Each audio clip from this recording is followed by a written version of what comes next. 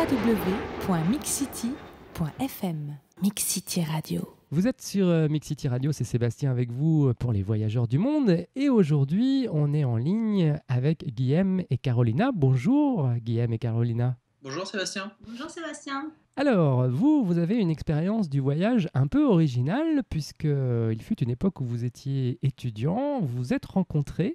Alors toi Carolina, tu es colombienne, si je ne me trompe pas, c'est bien ça ? Oui, colombienne de Cali. Et voilà, et Guillaume, lui, vient du sud de la France, si je me trompe. Oui, de Montpellier, oui. Voilà, donc vous vous êtes rencontrés pendant vos études et donc, la rencontre aidant, vous avez eu l'occasion de visiter et la Colombie et la France pour Carolina. Alors, la première question que j'ai envie de vous poser, comment ça s'est passé votre rencontre déjà ? C'est en fait à la fac, par l'intermédiaire d'un ami qui est lui-même colombien, qui nous a un petit peu rapprochés, qui a arrangé notre rencontre. Et voilà, c'est comme ça qu'on s'est connus, de fil en aiguille. Donc toi, Carolina, si j'ai bien compris, et de ce que tu m'as dit hors antenne, tu étais en France déjà depuis plusieurs années, hein, c'est ça ? Oui, c'est ça. Je suis arrivée en 2001. Et ma première réaction quand j'ai entendu ta voix, c'est tu n'as aucun accent. Alors de ce que je comprends, tu parles le français depuis l'âge de 4 ans, c'est ça ? Oui, en fait, en Colombie, j'étais dans un lycée français. Et donc, dans les lycées français, ils apprennent aux jeunes enfants à parler français, donc depuis la maternelle. Donc tu es arrivé un jour en France. Est-ce que tu te rappelles déjà quel effet ça t'a fait la première fois où tu as mis le pied sur la terre française ? Ça m'a fait tout de suite bizarre parce que déjà à l'aéroport, il n'y avait personne qui nous attendait. Je suis arrivée avec des copines en fait. Ouais. Qui venaient aussi faire leurs études secondaires en France. Donc après c'était un peu qu'est-ce qu'on fait, où on va. Et donc si on transpose un peu, quelques années plus tard, c'est Guillaume qui à son tour s'est retrouvé sur le sol colombien. Alors Guillaume, qu'est-ce que ça a fait la première fois que tu as posé le pied là-bas ? Surprenant, c'était excitant aussi. Je me rappelle, il faisait très très chaud à l'arrivée, un peu lourd. Oui, le choc culturel a été là tout de suite, parce que m'a fait goûter à la sortie de l'aéroport, c'était je me rappelle plus du nom. Chantaouros, où c'est le test qu'ils font là-bas. Et il paraît que tous les Français détestent le goût du Chantaouros. C'est attesté, c'est très particulier. C'est servi soit avec du sel, soit avec du sucre. Et c'est fait à base de quoi ? C'est un fruit en fait. Ouais. C'est un fruit qui n'existe pas en France en fait. Et c'est un fruit qui est un peu orange avec un pépin à l'intérieur noir. Ouais. Et c'est un goût très très particulier en fait. Rien ne se rapproche de ça. Oui, de ce qu'on connaît en France, ça a un goût vraiment très très particulier. Alors je crois que tu es allé 2 fois en Colombie, c'est ça ? Oui. Une première fois on est allé en été et une deuxième fois pour les fêtes de Noël et du jour de l'an. Je ne sais pas si toi, Carolina, tu as eu l'occasion de vivre de te rappeler de ton premier Noël en France, mais justement, vous qui avez vécu un Noël de chaque côté, est-ce qu'il y a des différences ? Est-ce que vous fêtez Noël de la même façon en Colombie et en France ? Clairement, non. Mon premier Noël, on ne se connaissait pas encore pour mon premier Noël, donc c'était plus avec des copains colombiens qui étaient à Toulouse ou que j'avais rencontrés aussi à Toulouse. Donc, on a gardé plus ou moins la tradition colombienne. Mais après, c'était quand on s'est rencontrés que j'ai passé le premier Noël chez ses parents. C'était vraiment très, très différent parce qu'en France, on accorde beaucoup, beaucoup d'importance à la nourriture et au repas en lui-même. Et on passe beaucoup de temps à table, contrairement à la Colombie, finalement, où on passe plus de temps à discuter et à rigoler ou à boire ou à grignoter plutôt que vraiment au repas à manger, quoi, le repas en lui-même. Et toi, Guilhem, tu as eu cette même impression en Colombie ?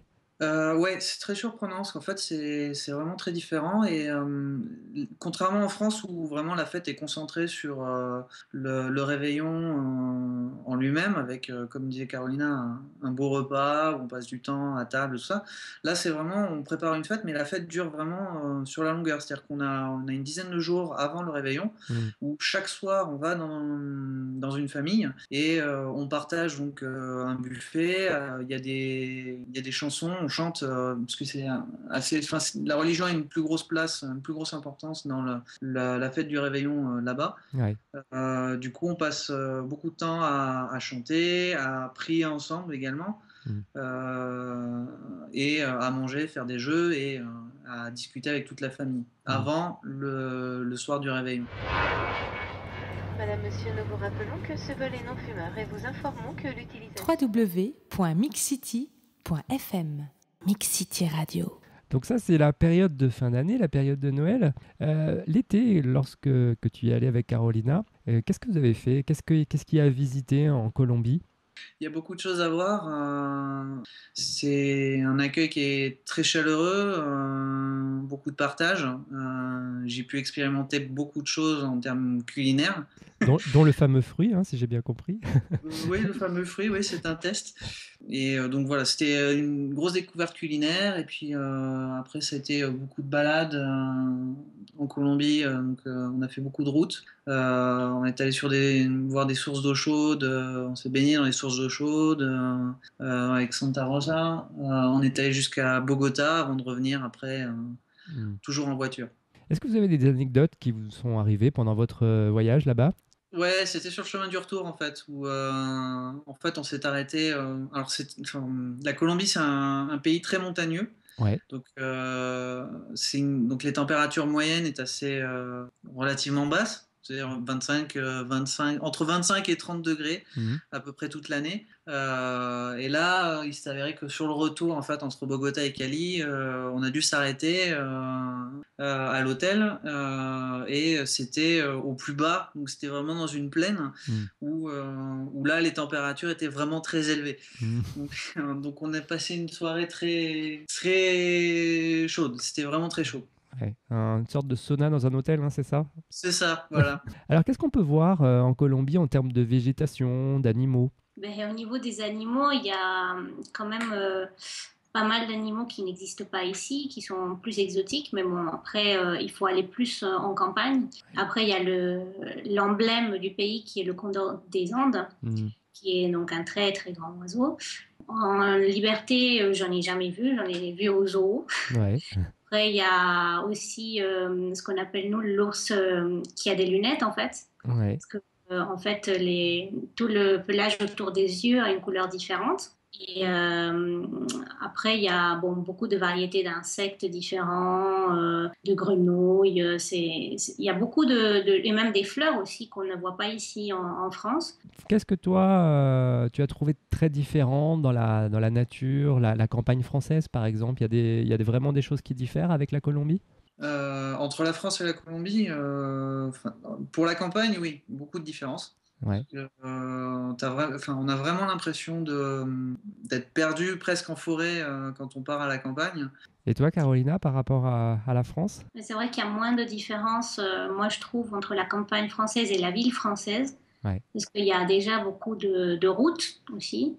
Mais déjà, il y a beaucoup plus de confort dans la campagne française que dans certaines campagnes en Colombie. Bon, après, tout est relatif, ça dépend vraiment de où on va. Il y a des endroits en Colombie où on peut être à la campagne et très bien avoir des routes ou avoir l'Internet, le téléphone, tout comme ici. Et alors, si on parle des êtres humains maintenant, les gens qui vivent à la campagne et en ville, est-ce que toi, Carolina, quand tu es arrivée en France, tu as vu vraiment une différence entre les Français et les Colombiens?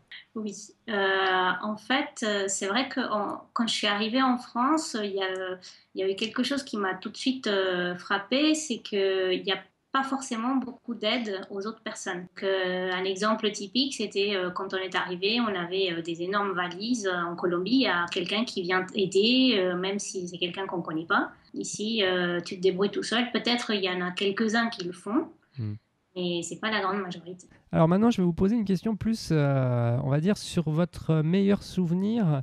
Pour moi, c'est la première fois que je suis montée en haut de la Tour Eiffel. Moi, c'est Carthagène en fait qui m'a beaucoup marqué en Colombie, parce que c'est une ville qui est très très très belle, qui a gardé toutes les traces de la colonie espagnole. Le quartier, il y a tout un quartier historique qui est bien entretenu. Un endroit magnifique à visiter. Alors justement, moi je connais beaucoup de voyageurs qui sont passés par la Colombie et qui m'ont dit mais en Colombie on peut faire plein de choses, c'est super, c'est un des pays assez sûrs d'Amérique du Sud. Quel est votre sentiment par rapport à ça quand vous êtes baladé justement là-bas? le problème avec Ingrid Betancourt qui était kidnappée. À ce moment-là, il y avait beaucoup de choses que je trouvais vraiment... qui m'énervaient vraiment. Mais sinon, c'est vrai que c'est un pays dans lequel il y a quand même des problèmes, mais c'est pas au point que le disent les journalistes et ils vont vraiment à l'extrême. Ouais. Est-ce qu'il y a des endroits vraiment que vous conseilleriez aux voyageurs d'aller voir en Colombie ? Oui, moi je conseillerais d'aller à Carthagène et aller dans une île qui est proche du Nicaragua, en fait, qui est une île colombienne qui s'appelle San Andrés. Et c'est vraiment magnifique parce que là, pour ceux qui aiment la mer, il y a énormément de plages, l'eau est bleue, turquoise. Et toi, Guillaume ? Oui, je dirais Carthagène aussi, sans hésiter. Pour son côté historique. Si vous avez la possibilité d'y aller aux périodes de Noël, allez à Cali, parce qu'il y a le Salsódromo, où c'est toutes les grandes écoles de salsa qui défilent dans la ville. Elles traversent toute la ville et c'est à voir. C'est un vrai spectacle, c'est vraiment à voir. Ouais. Et quelques conseils vous donneriez alors aux internautes qui ont envie de découvrir la Colombie ? Si vous connaissez quelqu'un du pays ou vous avez des amis là-bas, ça serait bien. C'est mieux parce qu'ils peuvent mieux vous conseiller. Mais sinon, normalement, dans les agences de tourisme, ils sont assez bien renseignés. Des endroits où on peut aller en toute sécurité, il n'y a aucun souci. Il y a un slogan touristique en Colombie, c'est que quand on vient en Colombie, on n'a pas envie de repartir. Donc ça, c'est pas mal. Effectivement, comme phrase de la fin, le seul risque, c'est d'y rester. C'est tout ce qu'on peut vous souhaiter. J'imagine que vous allez y retourner un certain nombre de fois. Merci à vous, Guillaume et Carolina. Merci.